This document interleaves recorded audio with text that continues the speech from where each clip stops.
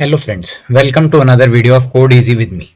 In our last video, we have discussed about functions, pointers, recursions, and also about the basic data types. Other than that, we have also discussed about various type of instructions in C. Now, as we are already aware and have a detailed knowledge about writing an instruction in C, how we can use them to easily write a program, how we can make use of various things like function and others to simplify our program. In this video, we will look at the complex data types. Till now, we have only seen the basic data types. Now, when we are going to discuss the complex section of C, when we are going to deal with the complex situations and we are going to deal with the real life situations using C programming, in such scenario, we would require complex data types which can handle the larger values which were not available in the basic data types. तो अभी तक friends हमने जो भी data types देखे हैं उसमें primarily हमारा फोकस इंटीजर, कैरेक्टर और फ्लोट टाइप के वेरिएबल पे था और इन सब में अभी तक हमने जो भी देखा था वो हमने उसका हमने मतलब एक बेसिक डेफिनेशन देखी थी। अब हम जो देखने जा रहे हैं अब हम देखने जा रहे हैं कि कोई भी जो इंटीजर है, अगर मान लीजिए हमें उसमें डिफाइन करना है कि वो इंटीजर सिर्फ वो उस इंटीजर को सिर्फ पॉजिटिव वैल्यू मिले या उसको कोई भी ऐसी वैल्यू मिले जिसका कोई साइन ना हो, तो हम उसको किस तरीके से कर सकते हैं। या हमें जो इंटीजर है उससे ज्यादा रेंज चाहिए, एक कोई हमें ऐसी इंटीजर वैल्यू स्टोर करनी है जिसमें हमें ज्यादा बड़ी वैल्यू को स्टोर करना है, तो हम किस तरीके से उसे देखेंगे। ये सब हमें पता लगेगा कॉम्प्लेक्स डेटा टाइप से, नंबर 1।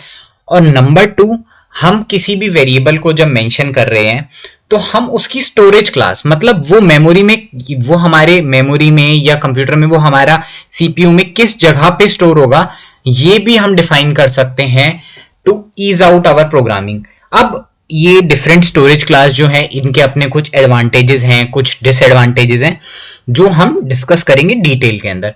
बट उसको डिस्कस करने से पहले हमारे पास जो वेरिएशन अवेलेबल हैं या जो भी हमारे पास कॉम्बिनेशंस अवेलेबल हैं हमारे डेटा टाइप्स में जो इन्हें कॉम्प्लेक्सिटी को हैंडल करने में आसानी करते हैं, हम पहले उनके बारे में डिस्कस करते हैं। तो आइए फ्रेंड्स, सबसे पहले हम देखते हैं इंटीजर्स के बारे में। अभी तक हम जो भी इंटीजर्स देख रहे थे, हमने हर जगह जहां पे भी डेफिनेशंस की थी वहां पे हमने सिर्फ INT का यूज किया था। हम बेसिकली लिखते थे INT A, तो हमारा एक वेरिएबल A जो इंटीजर टाइप का वो डिक्लेयर हो जाता था। बट अब मान लीजिए कि हमें जो है वैल्यू थोड़ी छोटी स्टोर करवानी है, उतनी बड़ी वैल्यू स्टोर नहीं करवानी उस इंटीजर के अंदर, तो हम क्या कर सकते हैं, हम उसकी दो टाइप्स और देख सकते हैं। मतलब मान लीजिए अगर हमें वैल्यू को छोटी वैल्यू स्टोर करवानी है तो हम इसके अंदर सबसे पहले क्या देख सकते हैं, हम देख सकते हैं शॉर्ट के बारे में। और मान लीजिए हमें वैल्यू जो है नॉर्मल इंटीजर से बड़ी स्टोर करवानी है तो हम किसके बारे में देख सकते हैं, तो हम उस केस में देख सकते हैं अपना लॉन्ग के बारे में। वैल्यू अगर शॉर्ट होगी तो हम शॉर्ट के बारे में देखेंगे और वैल्यू अगर हमारी ज्यादा बड़ी होगी तो हम किसके बारे में, लॉन्ग के बारे में देख लेंगे। तो फ्रेंड्स, अभी मैं आपसे कह रहा हूं वैल्यू छोटी होगी या बड़ी होगी, उससे डिफरेंस यहां पे आता है कि जो हमारा इंटीजर होता है वो मेमोरी में कितनी स्पेस लेता है। जितनी वो स्पेस लेता है उतनी उसमें कैपेबिलिटी होती है किसी नंबर को एकोमोडेट करने की। इस चीज को समझने के लिए मैं आपसे कुछ इस तरीके से बात करता हूं कि सपोज कर लीजिए कि आपके पास एक पार्किंग है, आपके पास उसमें एक जो स्पेस अवेलेबल है वो एक कार का है, तो आप उसमें एक ही कार पार्क कर सकते हैं। बट मान लीजिए कि कभी ऐसी सिनेरियो आती है कि आपको, या मैं इसको थोड़ा टर्क कर देता हूं, मैं आपको इसको इस तरीके से बताता हूं कि मान लीजिए आपके पास एक पार्किंग है जिसमें आप 4 गाड़ी खड़ी कर सकते हैं, तो उसमें आप उसका 4 गाड़ियों का स्पेस है। बट मान लीजिए आपको ऐसा सिनेरियो जहां पे आपके पास सिर्फ 2 ही गाड़ी हैं, तो उसके अंदर जो रिमेनिंग आपका 2 कार्स का स्पेस है वो वेस्ट जाता है। तो आप क्या कर सकते हैं, आप शॉर्टर साइज ऑफ पार्किंग को यूज कर सकते हैं। तो इसके लिए आप क्या यूज करेंगे, then you will use short. और मान लीजिए कि जो आपका पार्किंग स्पेस है उसमें आपको 4 से भी ज्यादा गाड़ियां खड़ी करनी है, तो आप क्या यूज करेंगे, लॉन्ग यूज करेंगे। अब फ्रेंड्स, इनको जुडिशियसली यूज करना हमें क्यों चाहिए, क्यों हमें पता करना चाहिए कि हमें किस टाइप का वेरिएबल डिक्लेयर करना है, शॉर्ट या लॉन्ग, वो इसलिए क्योंकि कोई भी वेरिएबल मेमोरी में एक स्पेस लेता है। अगर मान लीजिए हमें रिक्वायरमेंट नहीं है तो अगर हम जितना कम स्पेस यूटिलाइज करेंगे उतनी हमारी जो प्रोग्रामिंग है वो एफिशिएंट होगी, उतनी ही वो स्पीडी होगी और उतना ही वो अच्छे से काम करेगी। तो अब देखिए फ्रेंड्स, जो हमारे 3 तरह के हमारे पास इंटीजर में वेरिएशन अवेलेबल हैं, शॉर्ट, इंट और लॉन्ग, वो कितना स्पेस मेमोरी में लेते हैं वो भी हम डिस्कस कर लेते हैं। शॉर्ट हमारा 2 बाइट्स लेता है, इंटीजर हमारा 2 बाइट्स लेता है और लॉन्ग हमारा 4 बाइट्स लेता है।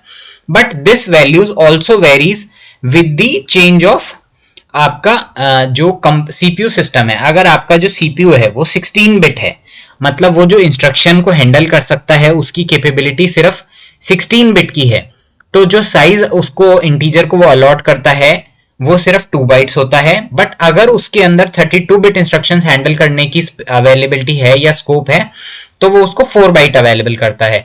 अभी जो ये मॉडर्न एज सीपीयूज हैं उसमें हमारे पास 64 बिट्स के सीपीयू इंस्ट्रक्शंस भी हम लगा सकते हैं, तो उसमें हमें जो है जनरली जो देखने को मिलता है, जैसे हम विजुअल स्टूडियो यूज कर रहे हैं उसमें हमें 32 बिट वाली चीज को देखने को मिलता है, और उसमें जो हमें स्टोरेज मिलती है वो शॉर्ट के लिए 2 बाइट, लॉन्ग इंटीजर के लिए 4 और लॉन्ग के लिए 4 बाइट होती है।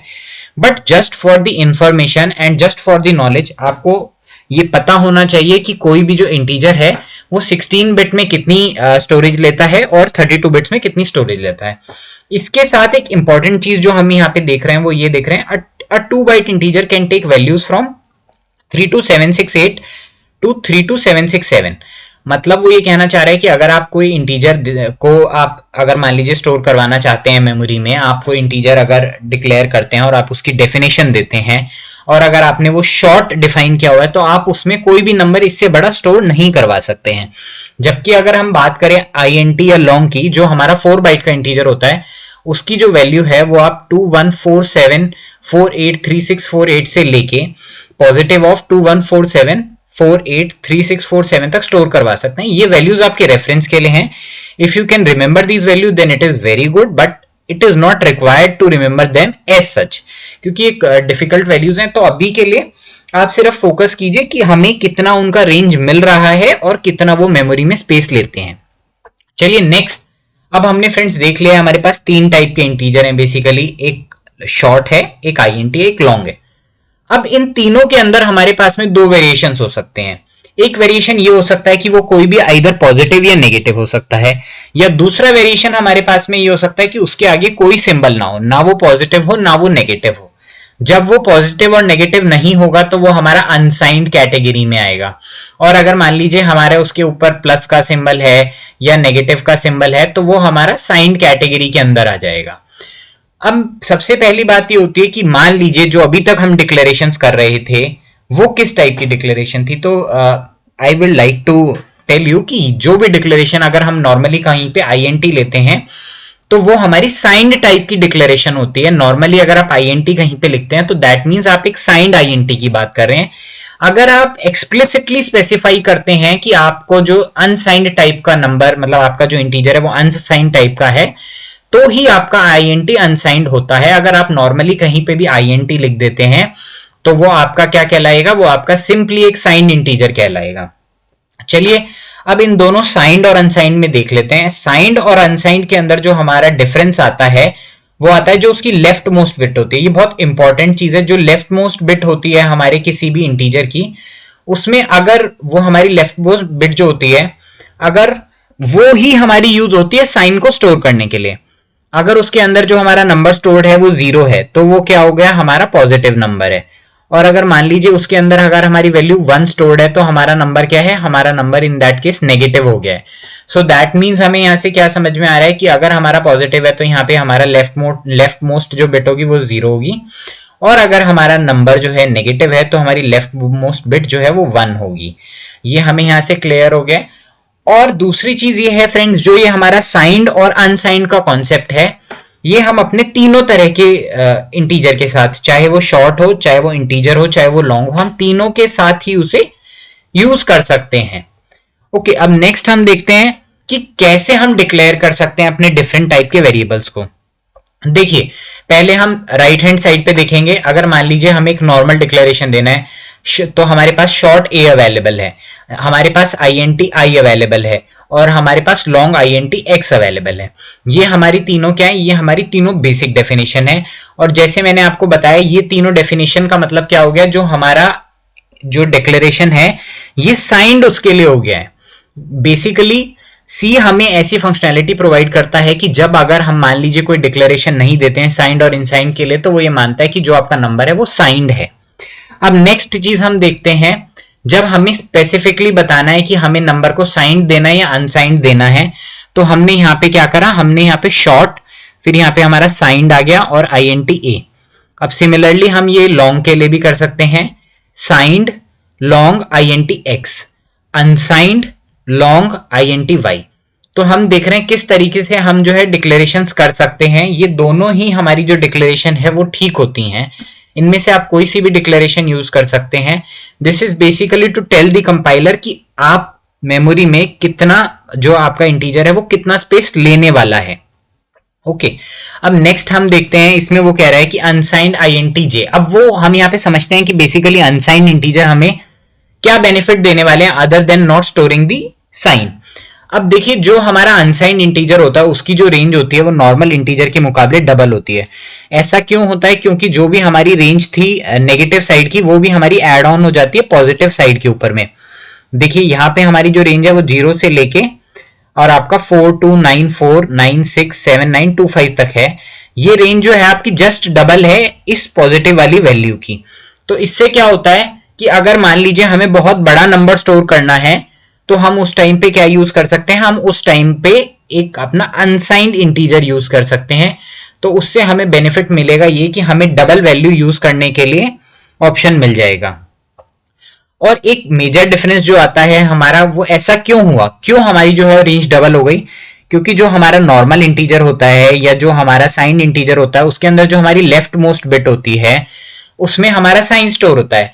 बट जबकि जो हमारा अनसाइंड कोई भी वैल्यू होती है उसके अंदर लेफ्ट मोस्ट बिट में भी हमारा नंबर ही स्टोर होता है, वैल्यू ही स्टोर होती है नंबर की, इसलिए जो उसकी रेंज है वो बढ़ जाती है।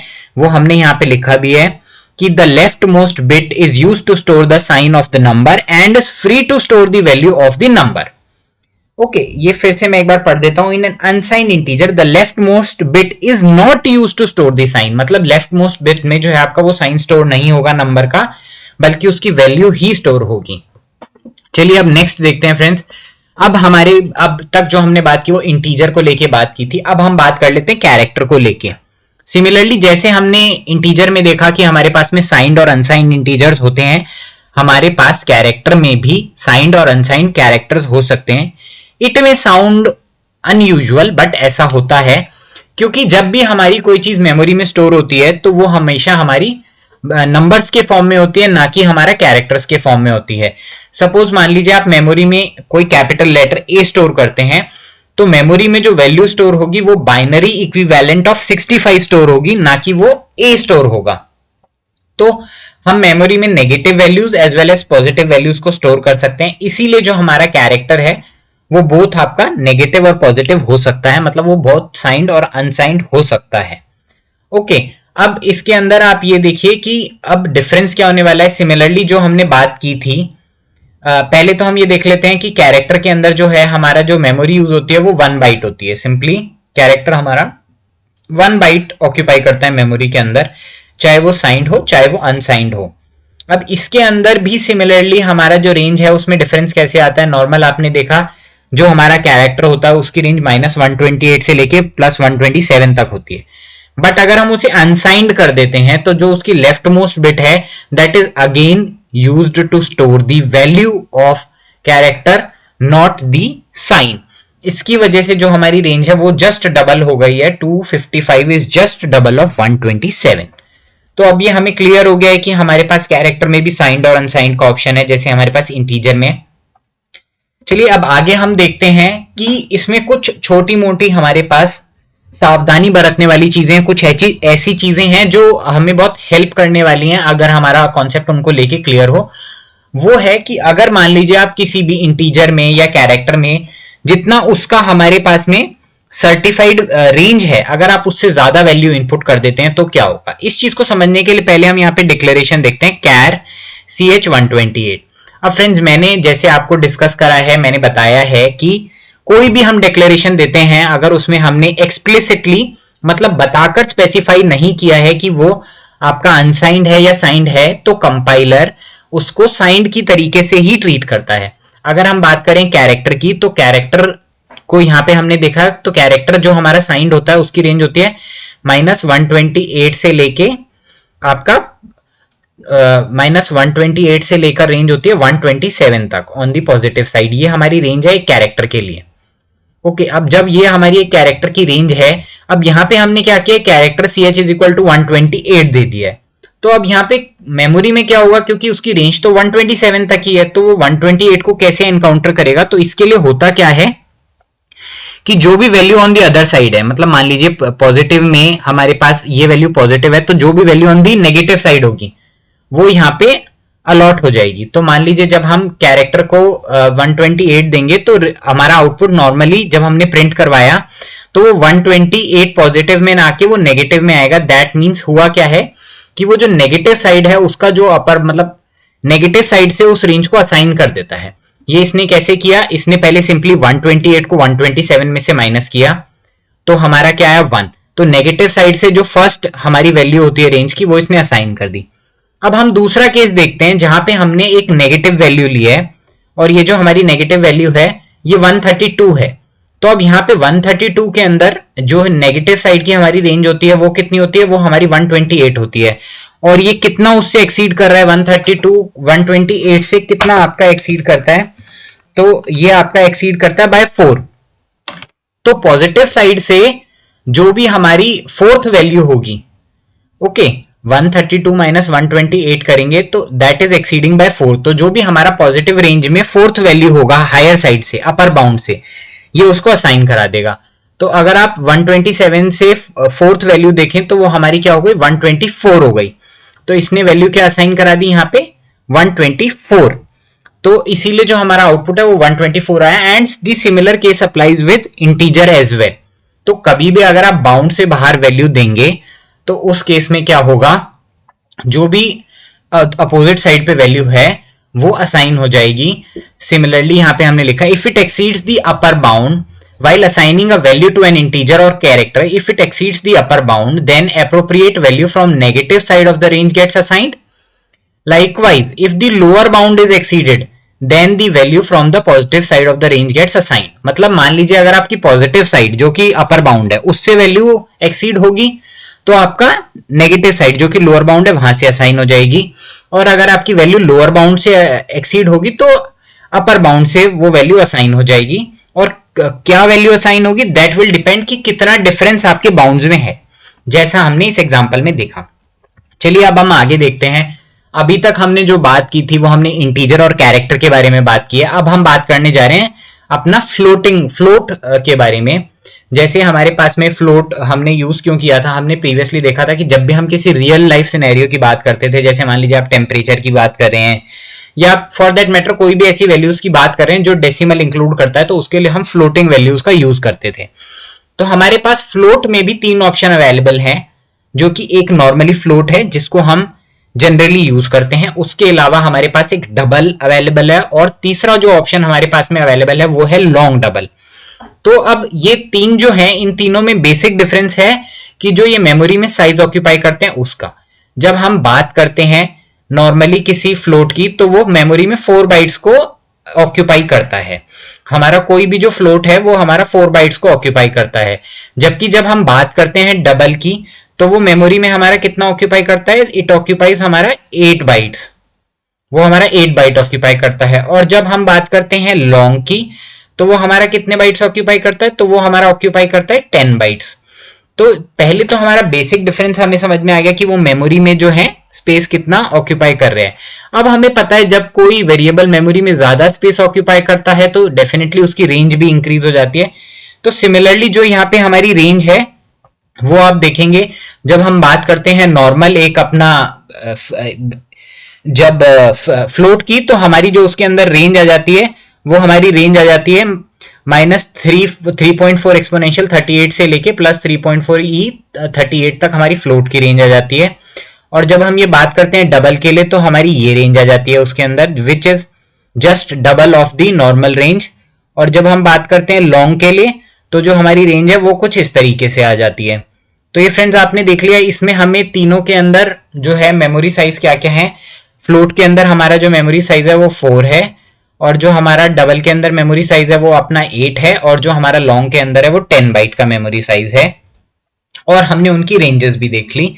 स्पेसिफिकली जब हमें किसी ऐसी फ्लोटिंग वैल्यू को या ऐसी रियल वैल्यू को स्टोर करना है जिसकी वैल्यू बहुत ज्यादा हो सकती है तो हम डबल का यूज करेंगे, और जब वो बहुत ही ज्यादा हो सकती है, जब एक्सेप्शनली हमें लार्ज वैल्यूज को स्टोर करना है, तो हम लॉन्ग डबल का यूज करते हैं। चलिए अब एक हम छोटा सा रिवीजन ले लेते हैं जो भी हमने अभी तक बात की थी अपने किसी भी वैल्यू के बारे में। हमने जैसे बात किया था, आप रेंज यहाँ पे सारी हम डिस्कस कर लेते हैं और कितना बाइट्स वो यूज करती हैं। इसमें इंपॉर्टेंट चीज हम देख लेते हैं, जैसे हमने कैरेक्टर की बात की, साइंड कैरेक्टर की क्या रेंज है, अनसाइंड कैरेक्टर की क्या रेंज है, शॉर्ट आईएनटी, शॉर्ट हमारा साइंड आईएनटी की क्या रेंज है, अनसाइंड आईएनटी की क्या रेंज है, साइंड इंटीजर की क्या रेंज है, अनसाइंड इंटीजर की क्या रेंज है, सब कुछ हमारे पास इस टेबल में है। ये आपकी अंडरस्टैंडिंग के लिए यहाँ पे हमने दिया है। अच्छा, इसके अंदर जो भी हमने वैल्यूज ली हैं स्टोरेज के लिए, that is considering 32 bit compiler. तो हमारी जो इसमें इंटीजर की वैल्यू हमने यहाँ पे ली है वो हमने 4 ली है, 2 नहीं ली है, क्योंकि हम यहाँ 32 बिट के लिए बात कर रहे हैं। अब इसके बाद इसमें तीसरा और जो इंपॉर्टेंट और फैक्ट आता है, जो अभी तक हमारे डिस्कशन से डिफरेंट है, वो ये है फॉर्मेट स्पेसिफायर। जो अभी तक हम फॉर्मेट स्पेसिफायर यूज करते थे वो थे %d आपका इंटीजर के लिए, %c आपका कैरेक्टर के लिए, और %f आपका फ्लोट के लिए। बट अब जब हमारे पास में कुछ नई चीजें आ गई हैं, तो हमारा जो उनका फॉर्मेट स्पेसिफायर है वो भी चेंज हो गया है, क्योंकि it will tell the compiler कि आप किस वैल्यू को प्रिंट करवाने की या किस वैल्यू को स्टोर करवाने के लिए सोच रहे हैं। तो सिमिलरली कैरेक्टर के लिए तो it remains the same %c, integer के लिए आपका %d ही रहता है। जब हम अनसाइंड इंटीजर की बात करते हैं तो हमारा u हो जाता है, ओके। और इसके बाद में आप देख रहे हैं अनसाइंड इंटीजर हमारा u हो जाता है, और जब हम लॉन्ग अपनी बात करते हैं इंटीजर की तो हमारा ld होता है, और लॉन्ग अनसाइंड इंटीजर के केस में lu होता है। सिमिलरली हमारा फ्लोट के केस में जब हमारा डबल होता है तो हमारा lf होता है, और जब हमारा लॉन्ग डबल होता है तो उस केस में हमारा आपका जो ये है कैपिटल L F होता है। तो इस तरीके से हमने फॉर्मेट स्पेसिफायर भी देख लिए हैं जो कि वेरी करते हैं, और ये आपका क्या वेरी करें, इसको आसान भाषा में समझने के लिए मैं आपको ये बता देता हूं कि देखिए कैरेक्टर का तो %c ही रहने वाला है। जो हमारा इंटीजर है अगर वो आपका साइंड है तो उसका %d होगा, और वो अगर आपका अनसाइंड है तो उसका %u होगा। बट अगर वो लॉन्ग हो जाएगा तो उसके आगे l और लग जाएगा, ओके। फ्लोट का आपका f रहने वाला है, ओके, और डबल का आपका LF रहने वाला है, और लॉन्ग डबल का आपका कैपिटल LF रहने वाला है। तो इस तरीके से आप समझ सकते हैं कि भाई कैरेक्टर है %c और आपका इंटीजर आता है तो %d, अगर वो अनसाइंड होगा तो %u, और अगर उसमें भी वो लॉन्ग होगा तो उसके हिसाब से उसमें l और लग जाएगा, सिंपल। अब हम आगे चलते हैं। अभी तक हमने बात की थी फ्रेंड्स कॉम्प्लेक्स डेटा टाइप्स के बारे में कि उनके पास वो कितनी स्टोरेज मेमोरी में ऑक्यूपाई करते हैं और वो उनकी क्या हमें रेंज मिलती है। अब जो हमने इस वीडियो की स्टार्टिंग में बात की थी, जो कि थी कि मेमोरी में कहाँ पे जो हमारा जो कंप्यूटर है उसमें कहाँ पे जाके ये जो हम डेटा टाइप डिक्लेयर कर रहे हैं वो कहाँ स्टोर हो रहा है, वो उसकी डिपेंड करता है उसकी स्टोरेज क्लास पे। तो अभी तक तो जो हमने बात करी वो बेसिकली बात कर ली कि वो कितनी स्टोरेज ले रहा है और क्या रेंज है। अब हम बात करेंगे कि वो स्टोरेज ले कहाँ रहा है, जो वो स्टोरेज ले रहा है वो आखिर ले कहाँ रहा है। तो इसके लिए फ्रेंड्स जब तक हम, पहली इंपॉर्टेंट चीज क्या है कि स्टोरेज क्लास में कुछ डिफॉल्ट्स होते हैं।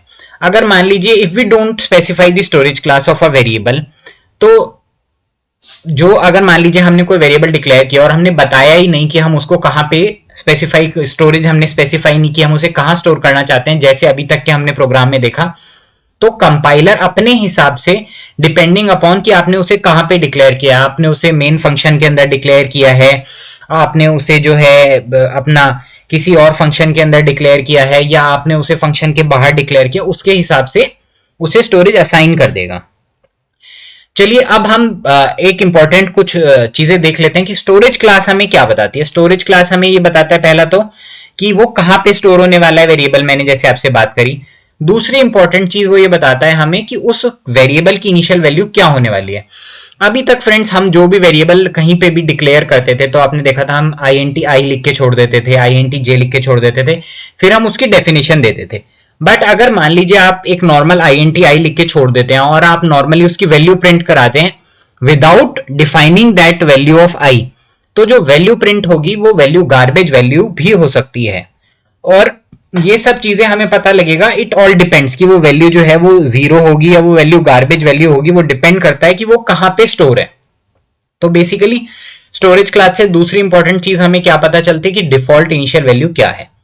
अब तीसरी चीज फ्रेंड्स जो हमारी आती है वो आती है स्कोप ऑफ द वेरिएबल की क्या स्कोप है। मान लीजिए आपने एक इंटीजर है वो आपने मेन फंक्शन में डिफाइन कर दिया, तो क्या उसकी वैल्यू जो है वो जो और फंक्शंस डिफाइंड है प्रोग्राम उसके अंदर हमें अवेलेबल रहेगी।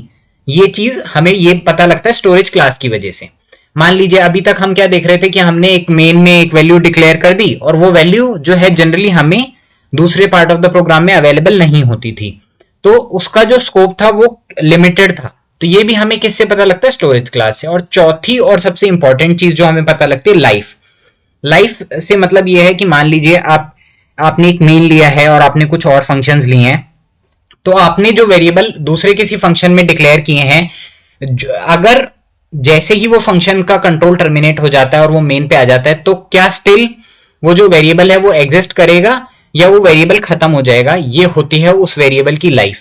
आप जब बोलते हैं कि कोई भी वेरिएबल अपने मेन, जैसे आप एक वेरिएबल डिफाइन करते हैं और आप बोलते हैं जैसे ही मेन हमारा टर्मिनेट हो गया या मेन हमारा एग्जिट हो गया, उसकी जो हमारी लाइफ है वो खत्म हो गई, तो ये बेसिकली लाइफ होती है। और स्कोप और लाइफ के बीच में ये डिफरेंस होता है फ्रेंड्स कि जो स्कोप है वो बताता है आपको कि आपका जो वेरिएबल है वो किसी दूसरी जगह पे अवेलेबल रहेगा या नहीं रहेगा, जो उसकी वैल्यू है वो दूसरे ब्लॉक में क्या रहने वाली है, it depends on the scope.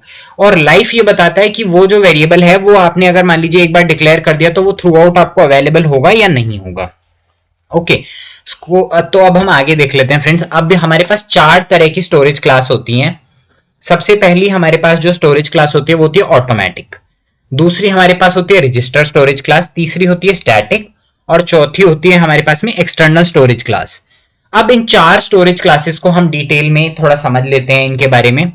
देखिए, जब हम कोई डिक्लेरेशन नहीं देते, जब हम किसी भी मेमोरी के अंदर स्टोरेज क्लास का कोई डिक्लेरेशन नहीं देते, तो हम कंपाइलर को क्या अलाउ कर देते हैं कि वो अपने हिसाब से उसको जिस तरीके का भी चाहे उस तरीके की स्टोरेज क्लास में डाल दे। ओके, बट मान लीजिए कि हम डिक्लेयर कर देते हैं, जैसे यहाँ हमने ऑटोमेटिक स्टोरेज क्लास में ऑटोमेटिक डिक्लेयर कर दिया, तो पहले तो हम कैसे डिक्लेयर करेंगे, जैसे हमने यहाँ पे डिक्लेरेशन किया ऑटो INTJ, तो इससे हमारा जो कंपाइलर है उसे पता चल जाएगा कि हम चाहते हैं कि आई और जे जो है इनकी जो स्टोरेज क्लास है वो ऑटो हो। अब हमने जो 4 फैक्टर की बात की थी कि ये स्टोर कहाँ होगा, तो ये हमारा स्टोर होगा मेमोरी के अंदर। ये हमारा मेमोरी के अंदर जो हार्ड डिस्क होती है उसके अंदर हमारा ये स्टोर हो जाएगा। दूसरा आता है डिफॉल्ट वैल्यू। डिफॉल्ट वैल्यू क्या है, यहाँ पे गार्बेज वैल्यू हमें मिलने वाली है। मतलब मान लीजिए अगर आपने, जैसे हम इस एग्जांपल में देख रहे हैं यहाँ पे आई और जे डिक्लेयर किया, तो आई और जे की वैल्यू जब आप प्रोग्राम एग्जीक्यूट करके प्रिंट करवाएंगे तो हर बार डिफरेंट आएंगी, क्योंकि वो गार्बेज वैल्यूज हैं। वो मेमोरी से कोई भी गार्बेज वैल्यू उठा के प्रिंट करा देता है। अब तीसरी चीज आती है लोकल टू दी ब्लॉक। मतलब स्कोप क्या है, लोकल है, जहां पे हमने डिफाइन किया है बस वहीं पे अवेलेबल है। और लाइफ क्या है, till the control remain within the block in which these variables are defined, variable is defined. मतलब मान लीजिए ये उस ही वेरिएबल के अंदर इनकी लाइफ है जिसके अंदर इन्हें डिफाइन किया है। अगर आप चाहते हैं कि आप इसको दूसरे फंक्शन में यूज कर लें तो आप इसको यूज नहीं कर सकते। चलिए अब एक स्कोप पे बात कर लेते हैं हम पहले, बहुत इंपॉर्टेंट है समझना स्कोप ऑफ लाइफ कैसे काम करता है। हमने एक फंक्शन का, हमने एक प्रोग्राम का जो मेन ब्लॉक है वो ले लिया है यहाँ पे।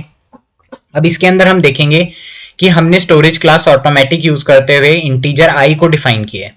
तो पहली बार हमने उसकी वैल्यू 1 ली है, दूसरी बार 2 ली है, तीसरी बार 3 ली है।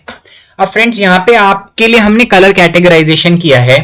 यहाँ पे जो ऑरेंज है वो इनर मोस्ट ब्लॉक है और जो ग्रीन है वो मिडल ब्लॉक है और जो हमारा ब्लू है वो आउटर मोस्ट ब्लॉक है। बट क्योंकि हमने यहाँ पे ऑटोमेटिक स्टोरेज क्लास का यूज किया है, जिसमें हमने ये पढ़ा था कि उसका जो स्कोप ऑफ लाइफ होता है वो विद इन द ब्लॉक होता है। वो जो आपका स्कोप है वो विद इन द ब्लॉक है और वो ब्लॉक के बाहर नहीं है। तो इस केस में क्या होगा कि आपने आई की वैल्यू पहले 1 असाइन करी, फिर आपने 2 असाइन करी, फिर आपने 3 असाइन करी, फिर आपने वैल्यू कराई प्रिंट। और अब आप देखेंगे जब हम यहाँ पे वैल्यू प्रिंट करवाएंगे आई, तो वो क्या है, वो प्रोग्राम में देखेगा कि उससे पहले आई का कौन सा डेफिनेशन है। तो सबसे पहले आई जो उसके नियरेस्ट डेफिनेशन है आई का वो है 3, उसके ब्लॉक में जो आई का डेफिनेशन है वो है 3।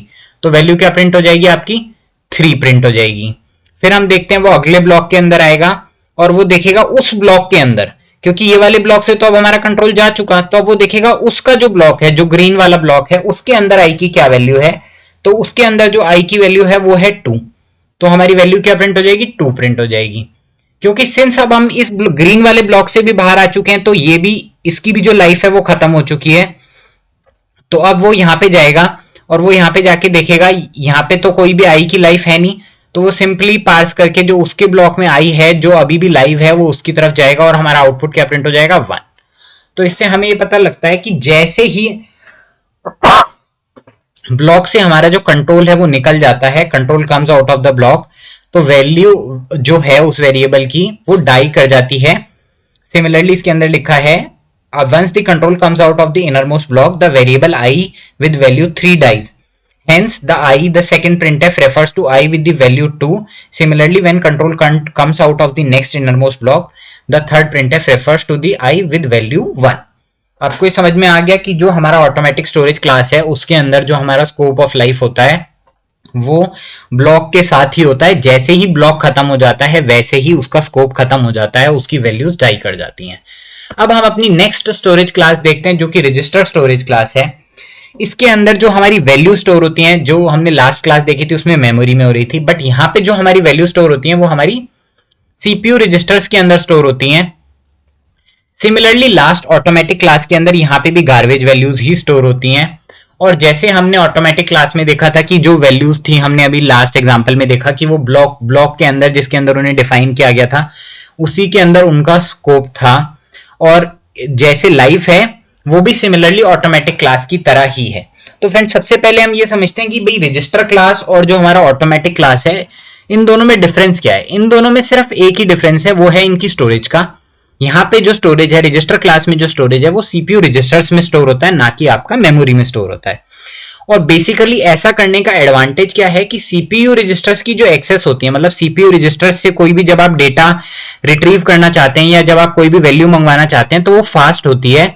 तो इसलिए हम जो है कोई भी वेरिएबल को तब ही रजिस्टर स्टोरेज क्लास में डिक्लेयर करते हैं जब हमें उसका फास्टर एक्सेस चाहिए।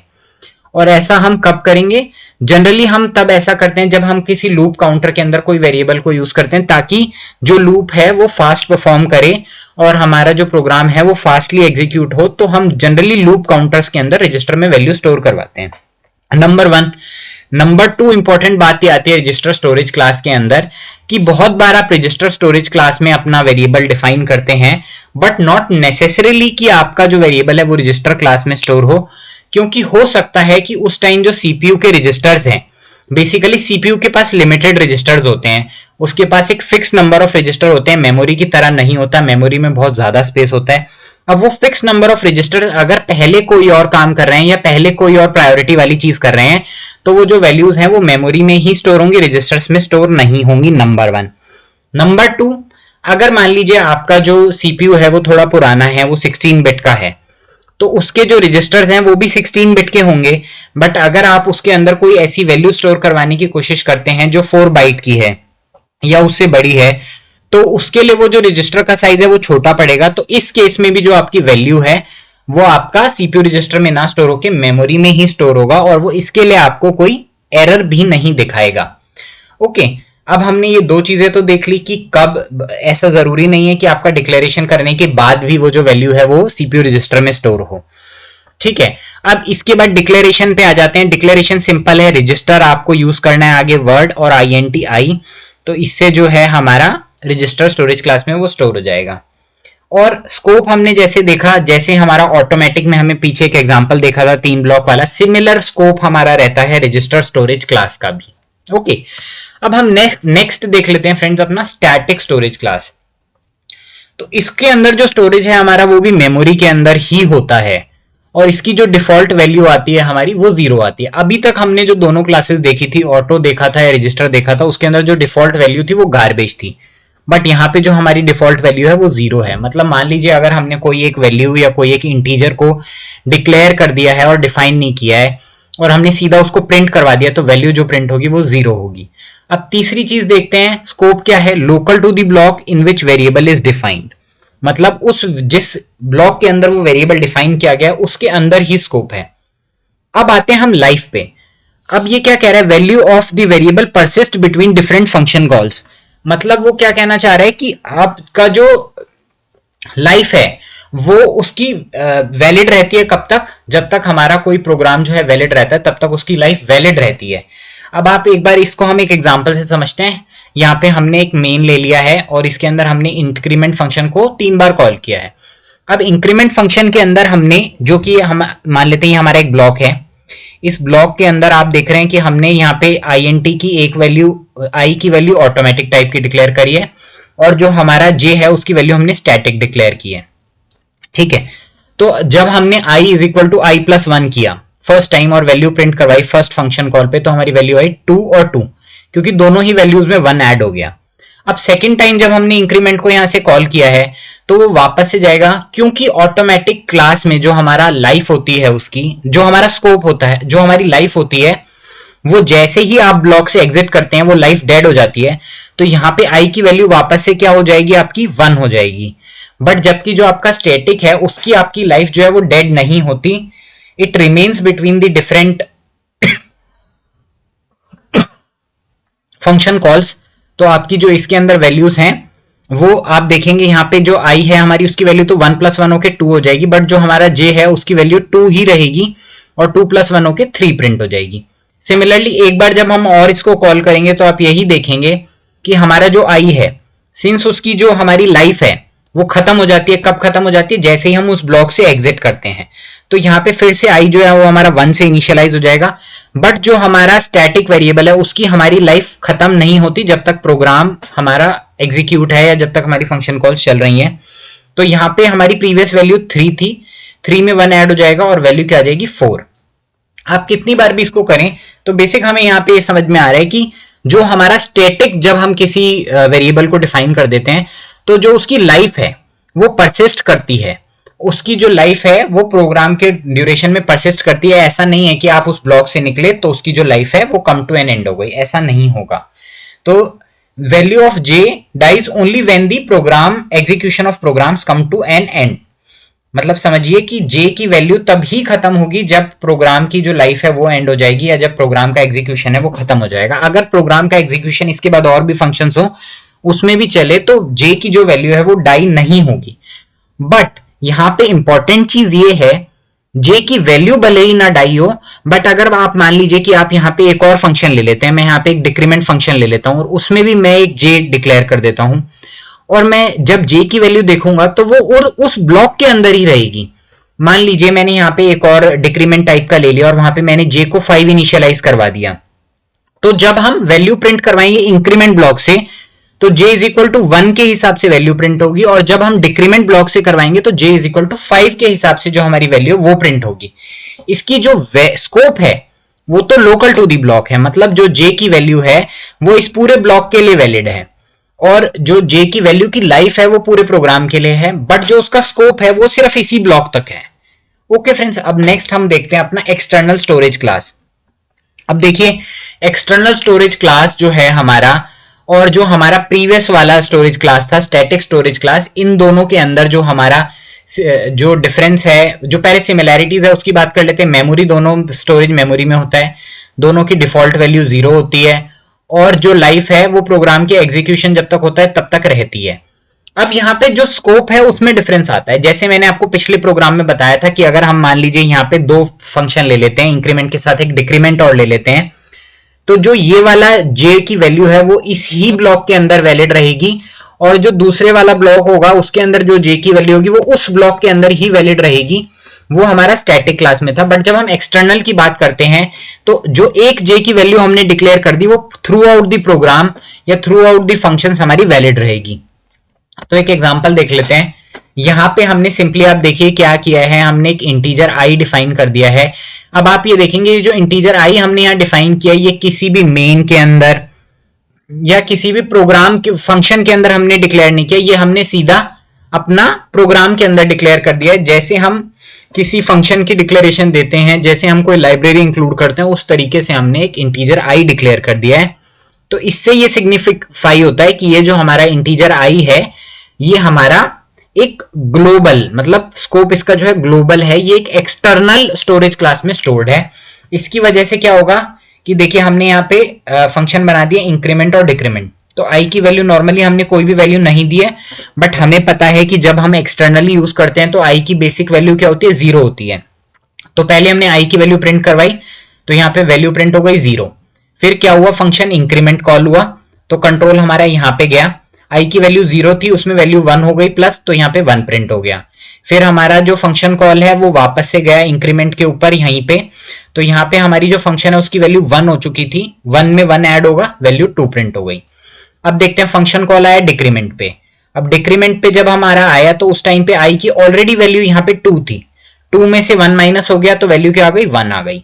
अब हम फिर से देखते हैं, हमारे यहाँ डिक्रीमेंट कॉल हुआ, अभी हमारे i की जो वैल्यू क्या है वो थी 1, 1 में से जब हमारा 1 सब्ट्रैक्ट कर दिया तो वैल्यू क्या आ गई, 0।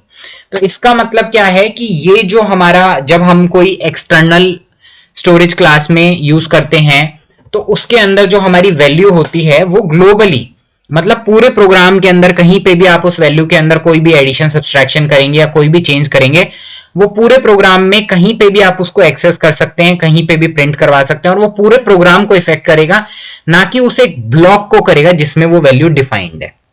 ओके, तो इससे हमारे एक्सटर्नल क्लास का जो बेनिफिट है वो टेक्निकली ये है कि आप उसको एक बार डिफाइन करके पूरे प्रोग्राम में कहीं पे भी एक्सेस या मॉडिफाई कर सकते हैं। अब नेक्स्ट हम देख लेते हैं यहाँ पे, अब एक छोटा सा एग्जांपल है, जैसे हमने लास्ट सिनेरियो में इंटीजर x को अपना फंक्शन के बाहर ही डिफाइन किया था, मेन के बाहर ही डिफाइन किया था, यहाँ पे हमने एक इंटीजर y लिया, उसको भी हमने बाहर डिफाइन किया है, बट यहाँ पे आपको एक अलग सी चीज दिख रही होगी, वो ये एक्सटर्न int y।